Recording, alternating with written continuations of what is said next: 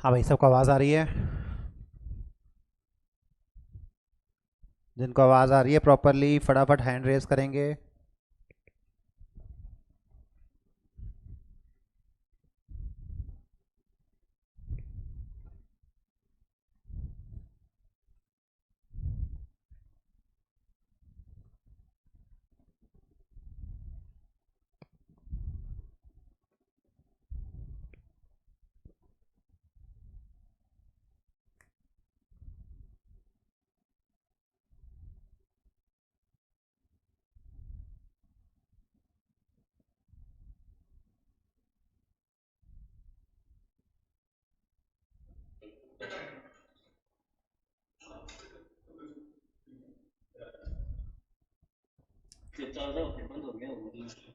Mic mute कर लें सुनील।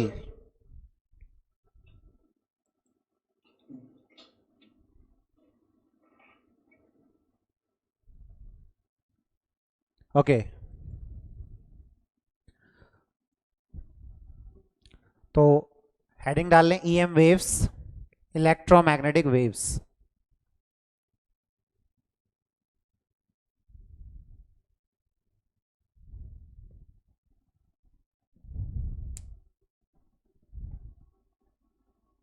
तो कुछ लोग जो क्लास में नहीं थे लास्ट क्लास में, दर्शन हो गए उन लोगों के। तो ये जो क्लास है, इसमें स्टार्टिंग में कुछ कुछ चीज़ें हम थियोरेटिकली डिस्कस करेंगे, बाकी चीज़ें फिर हम, क्योंकि इसमें काफ़ी चीज़ें थियोरेटिकल ही हैं, न्यूमेरिकल पार्ट पे काफ़ी कम चीज़ें हैं। तो लिखना शुरू करेंगे सभी लोग। Introduction to EM waves. Introduction to EM waves.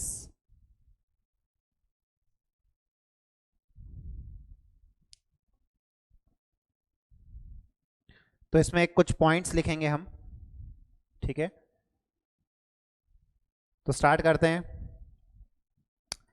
तो पहला पॉइंट है time varying magnetic field induces electric field. Time varying magnetic field induces electric field and vice versa. And vice versa. तो कहने का मतलब यह है कि जिस तरीके से time varying magnetic field electric field induce करती है, उसी तरीके से time varying electric field magnetic field induce करती है। तो ये दोनों एक दूसरे को इंड्यूस कर पाती हैं।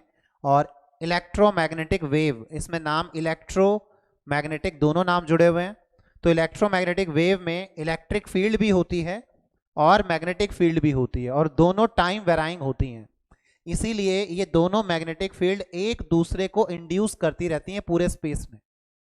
क्लियर? और जैसे जैसे प्रोपगेशन आगे होते जाता है, आगे से आगे प्रोडक्शन ये एक दूसरे का करती रहती हैं। यही सबसे कॉम्प्लेक्स बिहेवियर है लाइट का, कि लाइट में हमें इलेक्ट्रिक फील्ड को आगे प्रोड्यूस करने वाली सोर्स कोई मिलती है तो वो मैग्नेटिक फील्ड है, और मैग्नेटिक फील्ड को प्रोड्यूस करने वाली सोर्स वो इलेक्ट्रिक फील्ड है। इसका मतलब ये दोनों एक दूसरे को इंड्यूस करते हुए आगे बढ़ते हैं। ठीक है? तो ये ध्यान रखना है कि ना केवल इलेक्ट्रिक फील्ड से मैग्नेटिक फील्ड प्रोड्यूस होने वाली है, वो मैग्नेटिक फील्ड जो प्रोड्यूस होगी वो फर्दर इलेक्ट्रिक फील्ड को इंड्यूस कर देगी। Next point. तो नेक्स्ट पॉइंट है James Clark.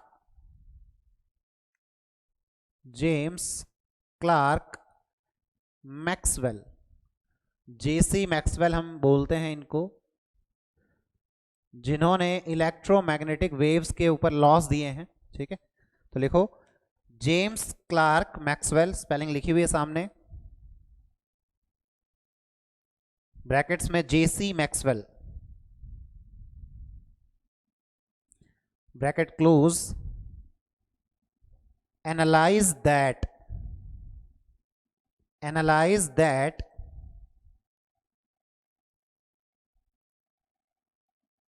the converse is also possible. The converse is also possible. That is time varying electric field. That is time varying electric field can also induce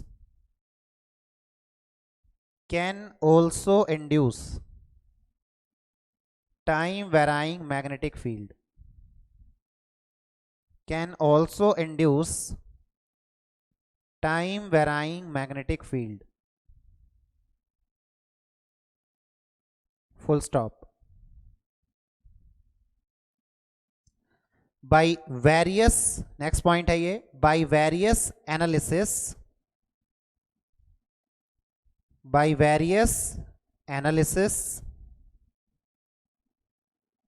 Maxwell formulated, by various analysis sorry, Maxwell formulated a set of mathematical equations,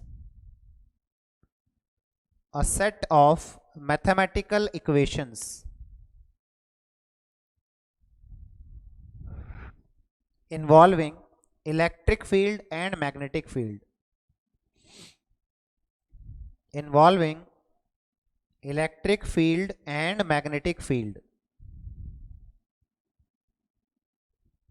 which are called Maxwell's equations,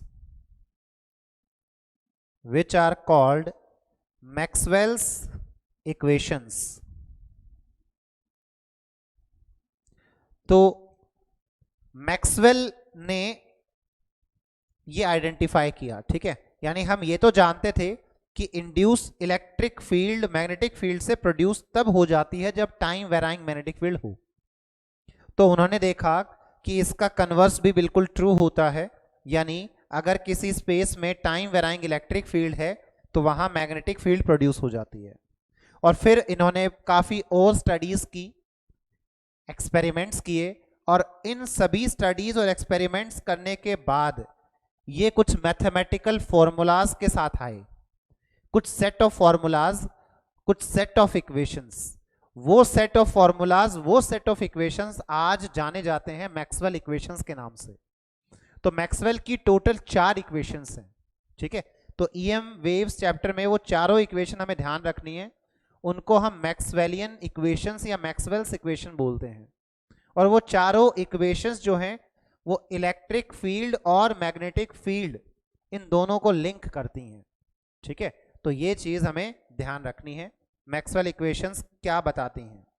तो लिख लो, Maxwell's equations,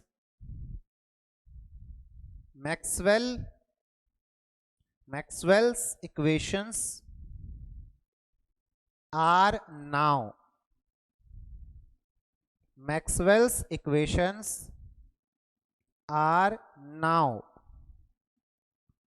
basis of all law. Maxwell's equations are now basis of all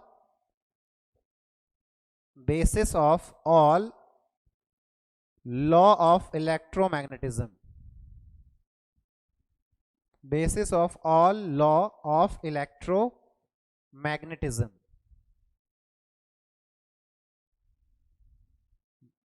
Full stop.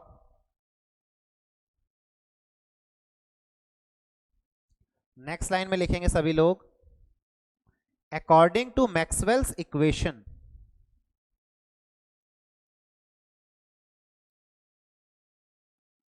according to Maxwell's equation, in a region, according to Maxwell's equation in a region, if electric field or magnetic field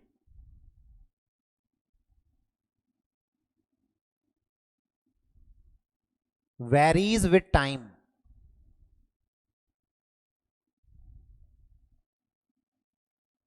then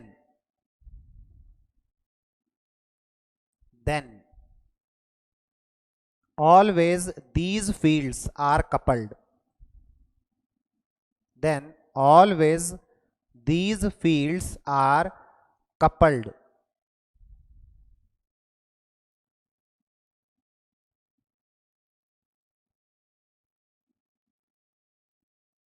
and vary in similar fashion and vary in similar fashion and the electromagnetic energy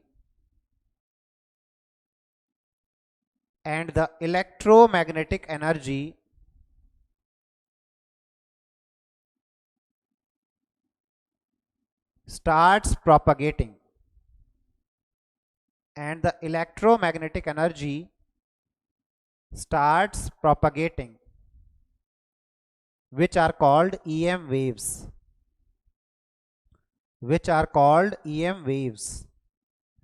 तो Maxwell ने क्या बताया कि space में time varying electric field magnetic field के साथ couple हो जाती है, और ये कपलिंग जो है ये आगे से आगे जो एनर्जी का प्रोपगेशन है जिसको हम बोलते हैं ईएम वेव्स की एनर्जी, तो आगे से आगे ये जो कपल्ड वेव हैं ये एक दूसरे को प्रोड्यूस करती जाती हैं, और जैसे जैसे ये स्पेस में प्रोड्यूस करेंगी वहां वहां लाइट पहुंचती जाएगी।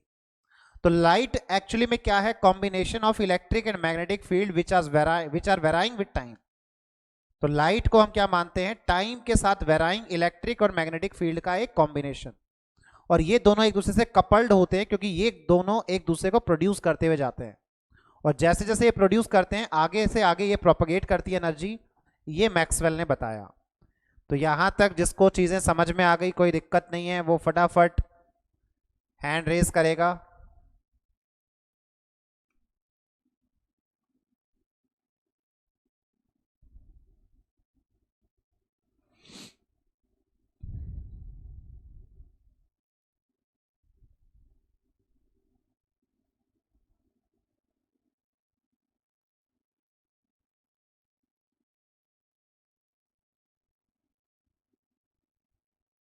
Okay,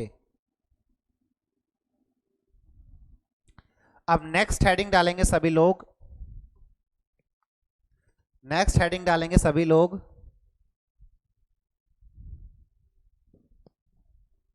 understanding of displacement current.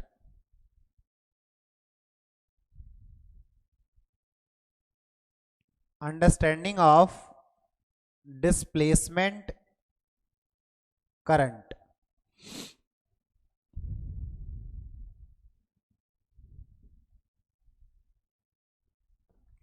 तो डिस्प्लेसमेंट करंट की अंडरस्टैंडिंग, तो डिस्प्लेसमेंट करंट इसको हम डिनोट करेंगे ID से।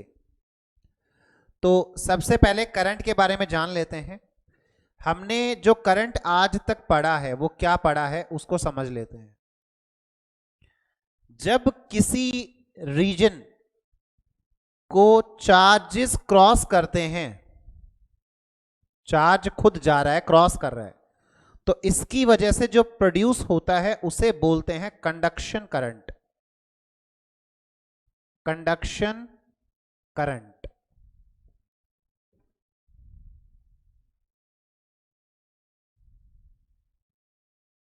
IC, जिसे लिखा जाता है dQ/dt, यानी जिस रेट से आपका चार्ज किसी क्रॉस सेक्शन को क्रॉस कर रहा है, चार्ज खुद, कोई इलेक्ट्रॉन हो सकता है, आयन हो सकता है, वो खुद मूव कर रहा है, तो इस तरीके से जो प्रोड्यूस होता है उसको हम कंडक्शन करंट बोलते हैं।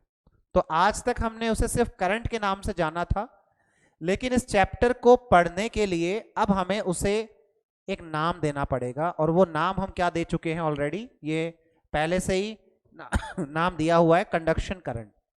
तो कंडक्शन करंट को आज से आप क्या ध्यान रखेंगे, वो करंट, इलेक्ट्रिसिटी वाला जो करंट था वो चार्ज कैरियर के मूव होने की वजह से प्रोड्यूस होता था, उसे नाम दिया गया कंडक्शन करंट। अब हम पढ़ना चाहते हैं डिस्प्लेसमेंट करंट। एक नया नाम आया हमारे सामने, डिस्प्लेसमेंट करंट।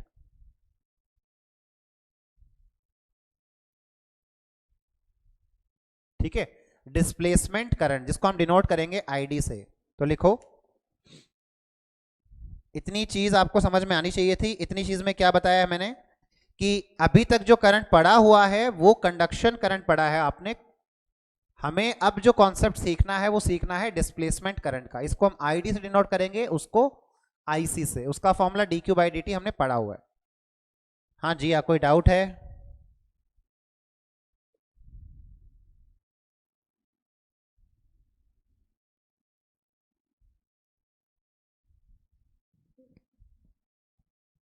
बोलो, कोई डाउट है जिया?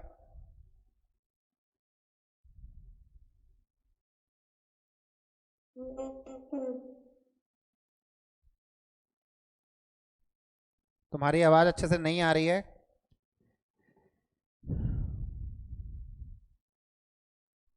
चलिए, तो अब हम इसको लिखते हैं। तो ओके, तो लिखिए इसमें, till now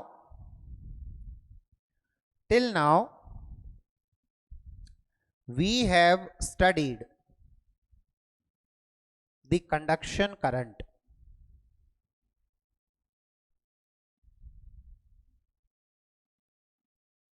Till now we studied conduction current. Full stop. There is one more type of current. There is one more type of current which is known as displacement current. Which is known as displacement current.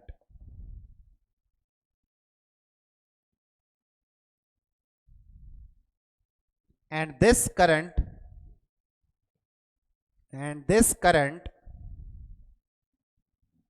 is related to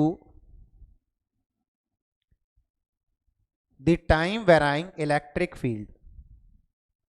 And this current is related to the time varying electric field. तो sequentially हम इसको देखेंगे, ठीक है। तो सबसे पहले हम रिकॉल करते हैं कि हमने एम्पियर्स लॉ, ठीक है, एम्पियर्स लॉ पढ़ा था, सबको याद भी होगा एम्पियर्स लॉ। तो थोड़ा सा मैं याद दिला देता हूं, एम्पियर्स लॉ में हमने क्या पढ़ा था, आपको याद होगा। अगर किसी भी क्लोज लूप से करंट जा रहा है, कोई वायर इस क्लोज लूप से करंट भेज रहा है आई, तो इस लूप के अलोंग जो मैग्नेटिक फील्ड का इंटीग्रेशन होता है उसको हम बोलते हैं लाइन इंटीग्रेशन। और वो लाइन इंटीग्रेशन जो लूप का होता है वो बराबर होता है mu naught times current enclosed by the loop. ये हमारा एम्पियर्स लॉ था, इसे लिख लें क्योंकि हमें इसकी जरूरत पड़ेगी। तो लिखें, the line integral of magnetic field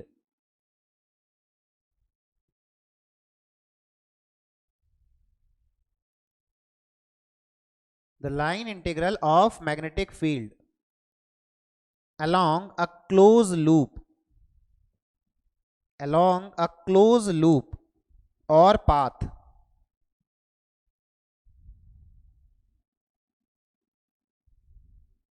in a region is equal to the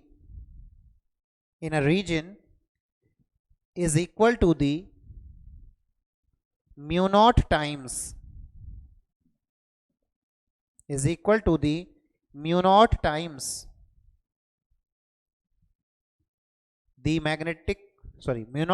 the current enclosed by the circuit.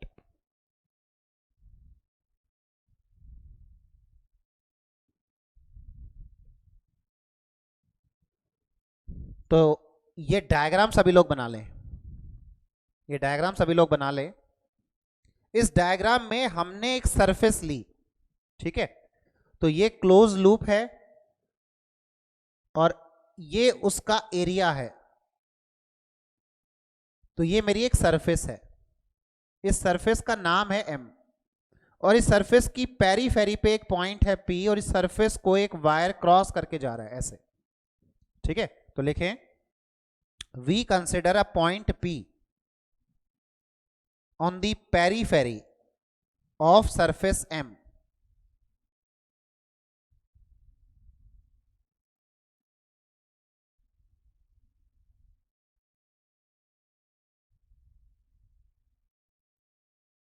and the current through the loop is passing,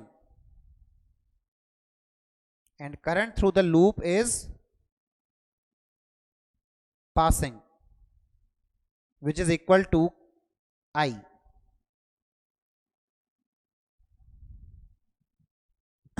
तो बाय एम्पियर्स लॉ हम क्या लिख सकते हैं? बाय एम्पियर्स लॉ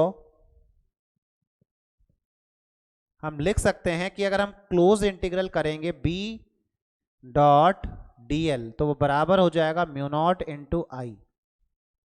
इसके बराबर हम इसको लिख सकते हैं, तो ये आप लिख लें।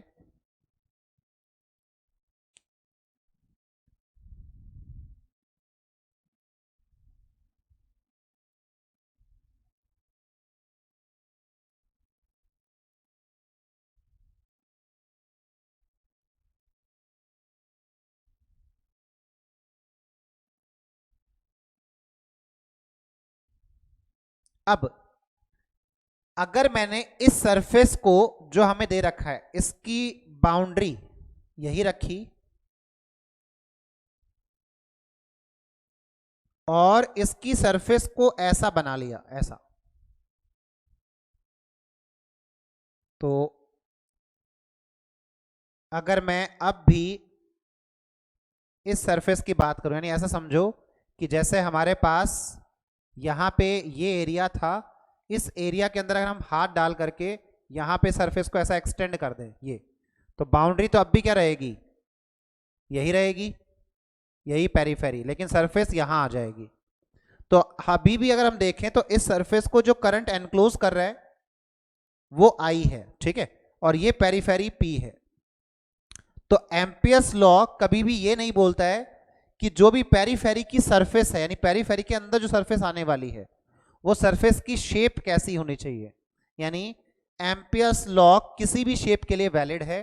तो अगर आप इसी के शेप को इस तरीके से बना लें और ये उसकी बाउंड्री है, तब भी हमारे पास एम्पियर्स लॉ चेंज नहीं होता है, ठीक है। तो दूसरा एक और डायग्राम हम बनाएंगे पॉइंट P को लेकर के, लेकिन सरफेस को थोड़ा हम चेंज कर रहे हैं। तो ये सरफेस जो है इसका स्ट्रक्चर हमने चेंज कर दिया कुछ इस तरीके से, ठीक है। ये कैसा स्ट्रक्चर आप समझ सकते हो? लाइक बकेट, बकेट की ऊपर वाली पेरीफेरी है और उसके अंदर एक सरफेस है, क्लियर। तो ये कुछ उस तरीके का सा फिगर आप समझ सकते हो, मटके का फिगर समझ सकते हो। उसकी एक बाउंड्री है मटके की जो ओपनिंग है और बाद में उसकी सरफेस आ जाती है। तो सरफेस कैसी भी हो सकती है, क्लियर। तो इस सरफेस की बजाय अगर हमने ये सरफेस लिया तब भी हमारा जो फॉर्मूला होगा close integral b dot dl इस बाउंड्री के लिए, सरफेस है ये और ये इसकी बाउंड्री है, तो वो अब भी कितना आएगा? म्यू नॉट आई एनक्लोज्ड, क्लियर। तो यही चीज हमें यहां पे लिखनी है। तो लिखो if for the same boundary, if for the same boundary we take another shape, we take another shape,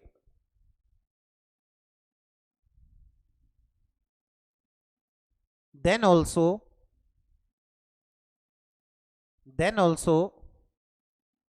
the Ampere's law is applicable, then also the Ampere's law is applicable in the same fashion as above, in the same fashion as above. Hence we can say,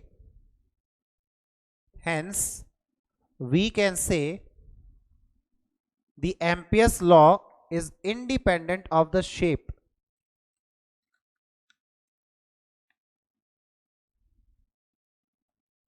of the surface.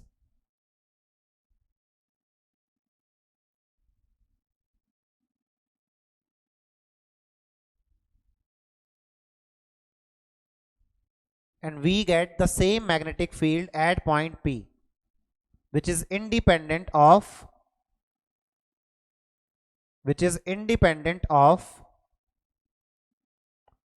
Shape of surface. तो पहले हमने वो shape बनाई, वहां पे लिखा हुआ है बाय एम्पियर्स लॉ, फिर हमने ये शेप बनाई, इसके नीचे जो रिजल्ट लिखा हुआ है सिमिलर तरीके से हमने यहां पे रिजल्ट लिखा हुआ है। तो यहां तक जिस जिसको समझ में आ गया, कोई दिक्कत नहीं है, फटाफट हैंड रेज करें।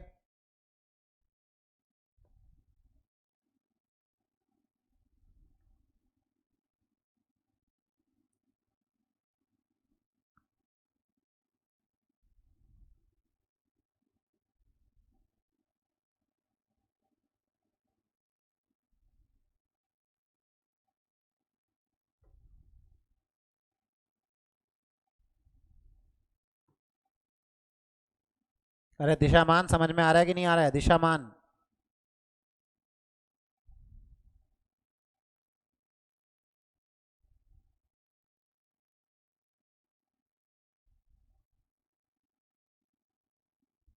कुछ लोग आज गायब हैं।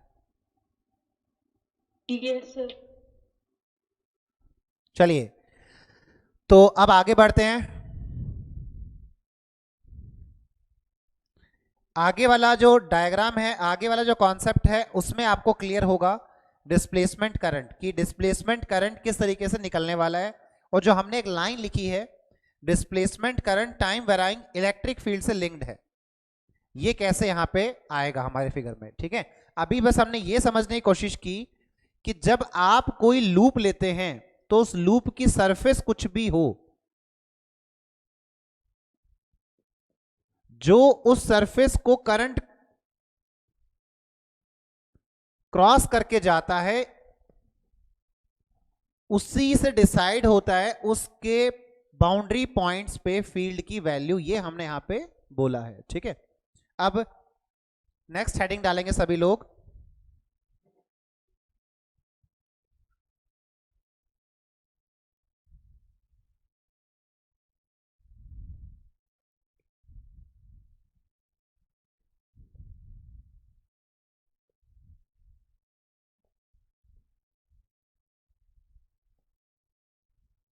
Using Ampere's law in surrounding of a charging circuit.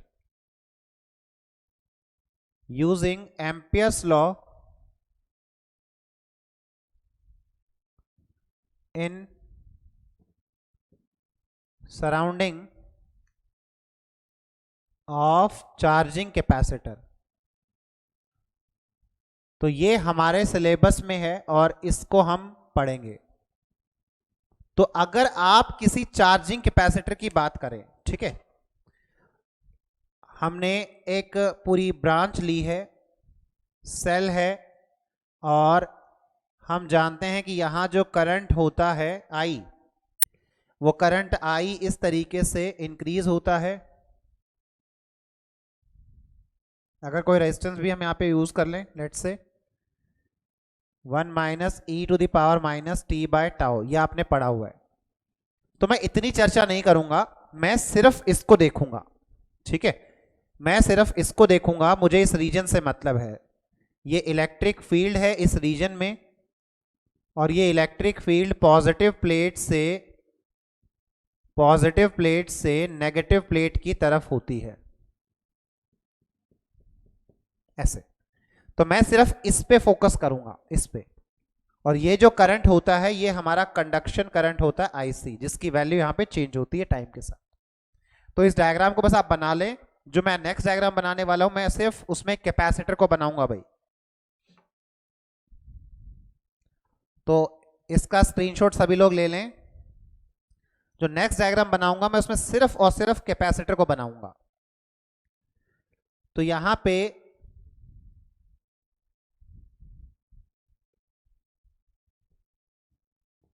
हमारा जो कैपेसिटर होता है, चार्जिंग कैपेसिटर जिसकी हम बात कर रहे हैं, उस चार्जिंग कैपेसिटर का ये डायग्राम हम जानते हैं, यहां प्लस, यहां माइनस।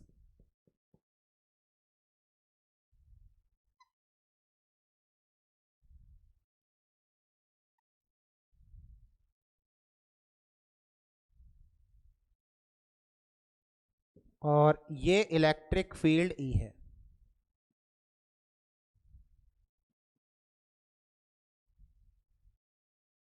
अब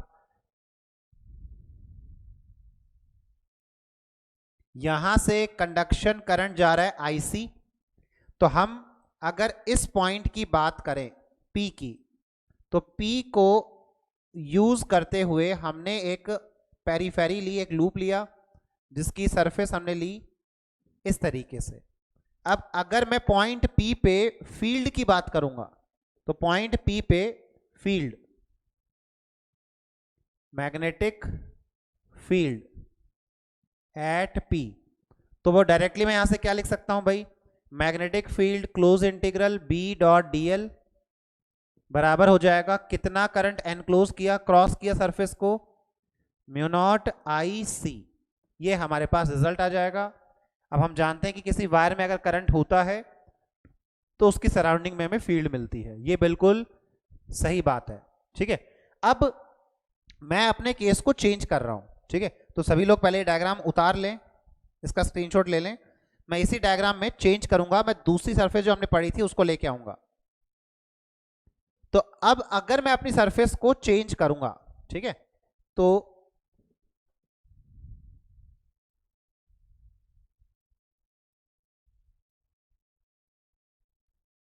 अब मैं कह रहा हूं कि अगर मैंने अपनी सरफेस को कुछ इस तरीके से बना लिया, ये बाउंड्री बनाई मैंने, लेकिन सरफेस मैंने कुछ इस तरीके से बना दी ऐसे, तो हम क्या देख पा रहे हैं, हमारी इस सरफेस को करंट क्रॉस नहीं कर पा रहा, क्योंकि करंट वाला जो वायर है वो यहां जाके रुक जाएगा और हमारी बाउंड्री हमने एक्सटेंड कर दी। अब बाउंड्री जब एक्सटेंड कर दी तो यहां पे हमारे पास करंट जो है वो क्रॉस नहीं कर पा रहा। अब इससे अगर हम रिजल्ट निकालें तो हमारा रिजल्ट क्या आएगा भाई, बी पॉइंट पे मैग्नेटिक फील्ड, फिर से बी पॉइंट पे मैग्नेटिक फील्ड बराबर आई एनक्लोज्ड, तो कुछ है ही नहीं यहां पे। क्यों नहीं है, क्योंकि हमारी बाउंड्री में यहां से करंट जो एंटर हुआ उसने सरफेस को क्रॉस नहीं किया, वो तो यहां पे रुक गया, यहां पे इसने क्रॉस नहीं किया बाउंड्री को, तो इसका मतलब इसमें करंट एनक्लोज्ड जीरो है, तो इसका मतलब यहां से मैग्नेटिक फील्ड कितना आएगी भाई, जीरो। अब कोई ये भी नहीं बोल सकता कि सर आपने सरफेस चेंज किया इसलिए ऐसा आ रहा है, क्योंकि हमने ये कॉन्सेप्ट सीखा है कि जब एम्पियर्स लॉ को पढ़ा जाता है तो एम्पियर्स लॉ कभी भी सरफेस के शेप के ऊपर रिजल्ट प्रोड्यूस नहीं करता है। इसका मतलब पहली शेप लूं तो मैग्नेटिक फील्ड नॉन जीरो आए, और दूसरी कंडीशन लेते ही, दूसरी शेप लेते ही मैग्नेटिक फील्ड क्या आ रही है, जीरो। रीजन ये रहा, इस सरफेस को करंट पूरा क्रॉस नहीं कर पा रहा, कहीं से एंटर हुआ लेकिन एनक्लोज्ड करंट जीरो है क्योंकि वो उसको क्रॉस नहीं कर पा रहा। तो ये दो रिजल्ट अलग अलग मिल रहे हैं जो कि एक कॉन्ट्राडिक्टरी रिजल्ट है, मतलब ऐसा नहीं होना चाहिए, कुछ तो फॉल्ट चल रहा है। ठीक है, कुछ तो फॉल्ट चल रहा है, कुछ ना कुछ तो गड़बड़ है, तो वो गड़बड़ जो है उसी को सही करता है कौन, करंट, डिस्प्लेसमेंट करंट। ठीक है, तो पहले हमने क्या समझा, पहले हमने समझा कि हमारे शेप के ऊपर एम्पियर्स लॉ डिपेंड नहीं करता है, दोनों केस में रिजल्ट सेम आना चाहिए। लेकिन यहां इस केस में जब मैं देखता हूं तो जहां सरफेस एंड हो रही है वहां वायर नहीं है, करंट नहीं है, और जहां हमें फील्ड निकालनी है वहां पे एक सरफेस लेते हैं तो फील्ड अलग आती है और दूसरी शेप चेंज करते ही फील्ड अलग आती है। ये दोनों कंफ्यूजन जो है इसको दूर करता है कौन, डिस्प्लेसमेंट करंट। तो अब डिस्प्लेसमेंट करंट इस रिजल्ट को सुधारेगा, सही करेगा। क्लियर, तो यहां तक उतार लो, फिर लिखेंगे, और जिसको ये बात समझ में आ गई फटाफट हैंड रेज करें।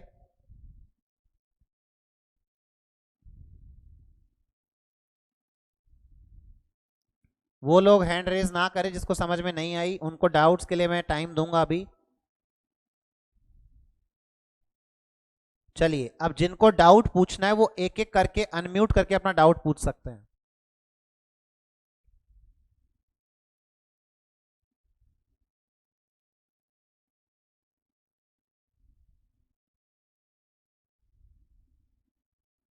सभी लोग हाथ नीचे कर लें अब।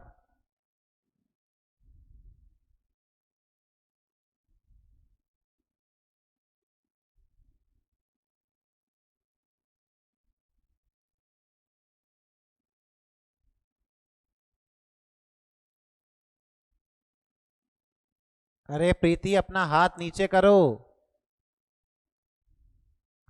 हाँ, अब जिसको डाउट पूछना है वो अपना हैंड रेज करेगा, बस वही।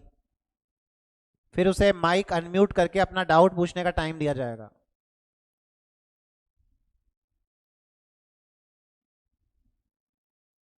अति उत्तम, सबको समझ में आ रहा है, सब सीख गए, बहुत बढ़िया।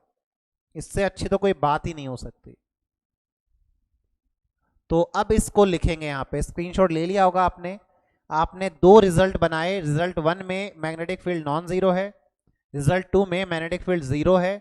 सेम सब कुछ सेटअप, लेकिन एक पॉइंट पे एक बार फील्ड जीरो आ रही है और दूसरी शेप लेते ही फील्ड नॉन जीरो भी है। दोनों चीजें एक साथ पॉसिबल नहीं है। तो अब इस चीज को लिखेंगे, as we know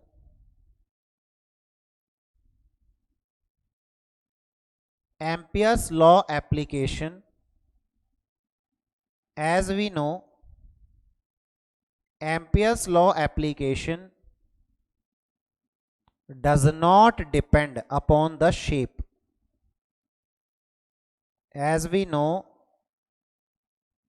Ampere's law application does not depend upon the shape of surface,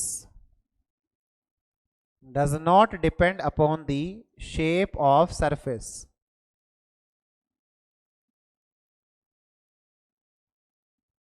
But in the first shape magnetic field is non-zero. But in the first shape magnetic field is non-zero, and in the second shape it is equal to 0 for the same setup and same point. And in the second shape it is equal to 0 for the same setup and same point P.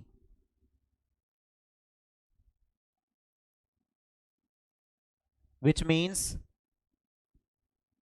result is not consistent.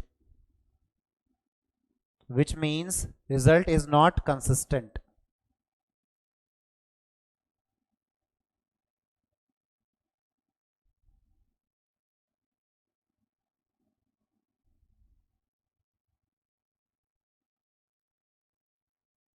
Full stop.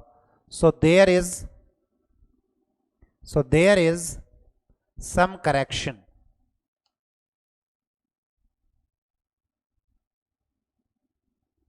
So there is some correction in the Ampere's law. So there is some correction in the Ampere's law.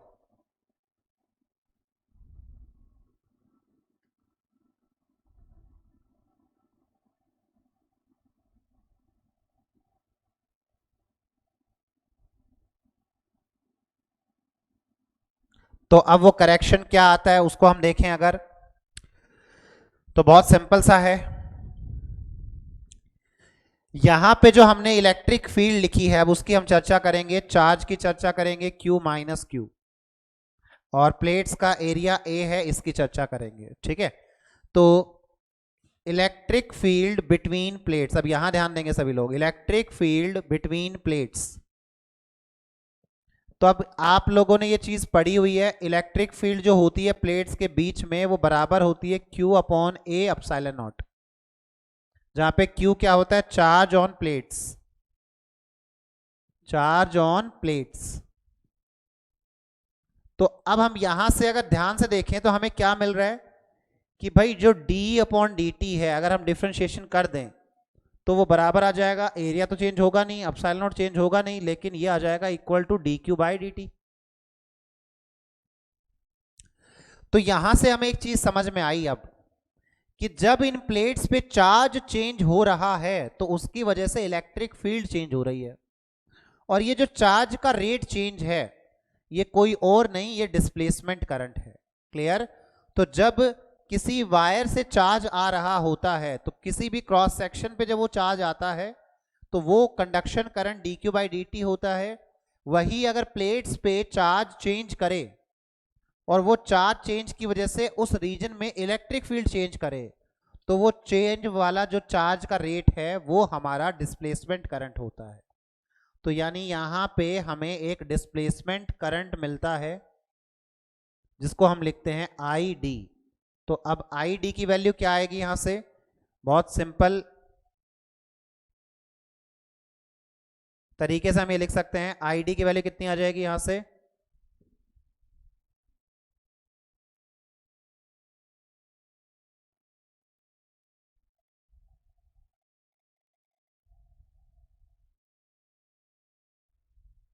Sorry, यहां पे अगर हम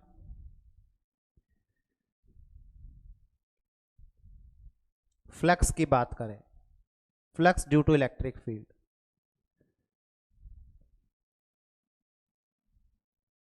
electric field, तो जो flux आएगा constant electric field है तो वो आ जाएगा E इंटू ए, E इंटू ए। तो ये जो फ्लक्स है अगर मैं इसकी बात करूं तो यहां पे हमें क्या मिलेगा भाई? D phi E upon D T की अगर मैं बात करूं तो जिस रेट से फ्लक्स चेंज हो रहा है वो आ जाएगा area into D upon D T. यहां पे E इंटू ए को हम रिप्लेस कर दें अगर, तो डायरेक्टली हम यहां पे लिख सकते हैं क्या कि यहां पे E इंटू ए की वैल्यू कितनी आ जाएगी भाई? Q upon epsilon not. तो ये जो Q अपॉन अपसाइलन नॉट है इसका रेट चेंज हमें मिल जाएगा इस तरीके से 1 by epsilon not D Q by D T. तो बेसिकली जिस रीजन में हमारे पास इलेक्ट्रिक फील्ड चेंज हो रही है, ठीक है, उस रीजन में हमारे पास एक्चुअली में फ्लक्स जो है इलेक्ट्रिक फील्ड का वो भी चेंज हो रहा है। तो वही जो चेंज है वो हम जिस D Q by D T से दिखाते हैं वो हमारे पास क्या आता है? Displacement current. तो यहां से अगर मैं ध्यान से देखूं तो ये क्या मिलेगा हमें? D phi by D T equals to D Q by D T, और यही D Q by D T को हम लिखते हैं आई डी, डिस्प्लेसमेंट करंट। तो इसका मतलब जिस रीजन में हमारे पास फ्लक्स होता है जो कि यहां है, उस रीजन में एक करंट चल रहा होता है, वो होता है डिस्प्लेसमेंट करंट। तो इसका मतलब हमारा जो यहां कंडक्शन करंट था उस कंडक्शन करंट को आगे कंटिन्यू कौन करता है? वहां पे आगे करंट एक कंटिन्यू करता है डिस्प्लेसमेंट करंट। तो ये वो डिस्प्लेसमेंट करंट है जो इस सरफेस को पियर्स करके जाएगा, क्रॉस करके जाएगा। तो हमारा करंट यहां पे रुकता नहीं है, बस यहां से आगे जो करंट है उसको हम नाम चेंज करके बोलते हैं डिस्प्लेसमेंट करंट। और वो डिस्प्लेसमेंट करंट इस रीजन के इलेक्ट्रिक फील्ड के वेरिएशन पे डिपेंड करता है, जो कि यहां पे हम देख सकते हैं कि उसका फ्लक्स जो है वो जिस रेट से वेरी करेगा वो यहां पे हम लिखते हैं। तो ये हमारा डिस्प्लेसमेंट करंट का फॉर्मूला है।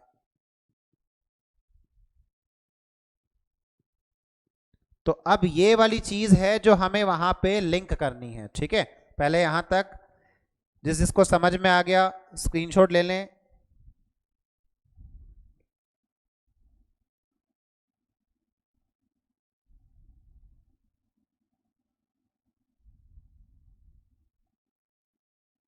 तो जिसको यहां तक समझ में आ गया फटाफट स्क्रीनशॉट ले लें और अब इसमें लिखेंगे फटाफट,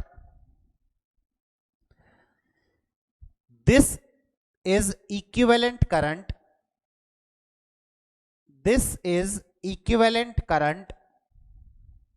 तो इक्विवेलेंट कौन सा? जो कंडक्शन करंट था उसी कंडक्शन करंट के इक्विवेलेंट एक करंट है जो सरफेस को क्रॉस कर रहा है। This is equivalent current intercepting the surface S, intercepting the surface S, which is due to the change in electric flux, which is due to the change in electric flux, which is due to the change in electric flux। Brackets में लिख लेना D phi E upon D T, जो वहां पे लिखा हुआ है D phi ई मतलब इलेक्ट्रिक फ्लक्स, फाई की बात कर रहे हैं, upon D T. and this is called displacement current.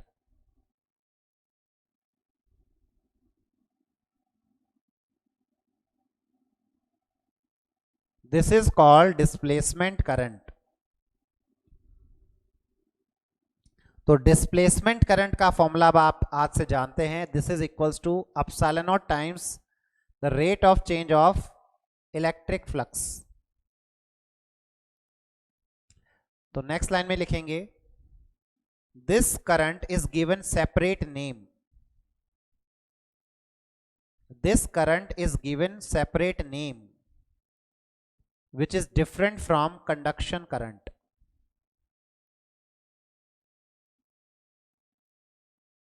Which is different from conduction current. Full stop.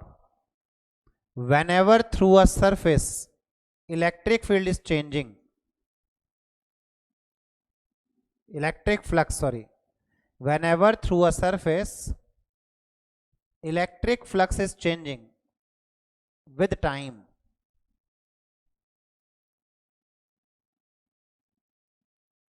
whenever through a surface electric flux is changing with time due to varying electric field, due to time varying electric field, then we can always state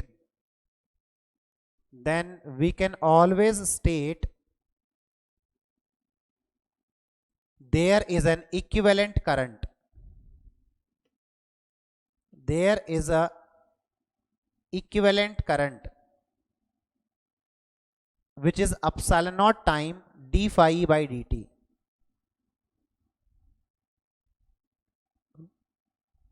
Which is epsilon naught time d phi e by dt.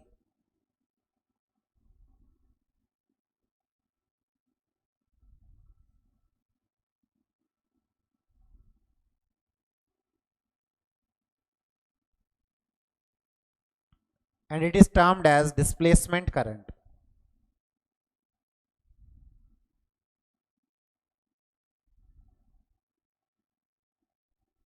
तो आज से आप क्या जानते हैं कि जब किसी रीजन से चार्ज फ्लो करता है तो वहां कंडक्शन करंट होता है, और जब किसी सरफेस को time varying electric field cross करती है तो उस सरफेस से conduction current, sorry, displacement current जाता है.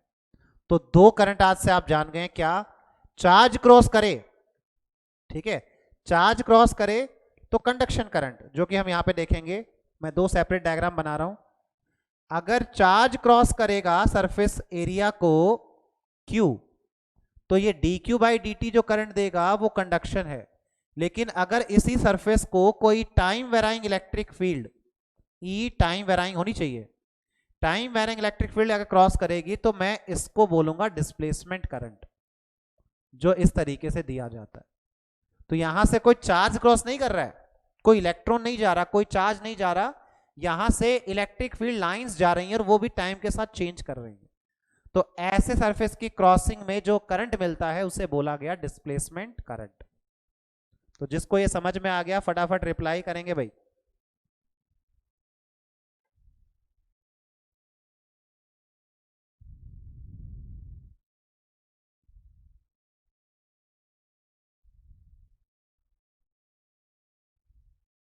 चलिए, तो आज की क्लास इतना ही रखेंगे.